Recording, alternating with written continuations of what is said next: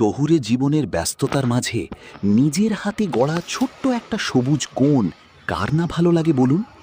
আমার বাসার ব্যালকনির এই ছোট্ট জায়গাটিতে শখ করে লাগিয়েছিলাম একটি করলা গাছ। দিনের পর দিন পরম যত্নে গাছটি বেড়ে উঠেছে। লোহার গ্রিল বেয়ে ওর ডালপালাগুলো যখন ধীরে ধীরে মেলে ধরছিল, তখনই বুকটা এক অজানা আনন্দে ভরে উঠত। আর আজ দেখুন, আমার সেই ছোট্ট গাছটিতে এখন মাশাল্লাহ থোকায় থোকায় করলা ধরেছে।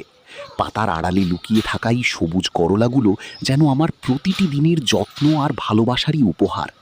নিজের হাতের ছোঁয়ায় পরম মমতায় ফলানো এই বিষমুক্ত তাজা সবজি পাওয়ার আনন্দ সত্যিই অতুলনীয়।